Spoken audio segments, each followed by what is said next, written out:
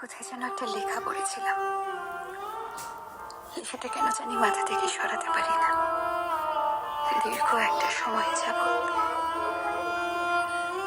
তোমাকে একজন পেয়েছে মানে আর একজন কি বিভৎস ভাবেই না তোমাকে হারিয়েছে। লেখাটা খুব ছোট, কিন্তু পৃথিবী সমান বিশাল কথাটার গভীরতা। কেউ একজন দিনের পর দিন, মাসের পর মাস, বছরের পর বছর কাউকে নিজের করে পাওয়ার স্বপ্ন দেখে যাচ্ছে, অপেক্ষা করে যাচ্ছে, অথচ অন্য কেউ কোনো অপেক্ষা ছাড়া, সাধনা ছাড়াই তাকে নিজের করে পেয়ে গেল। সে জানেও না সে যাকে নিজের করে পেল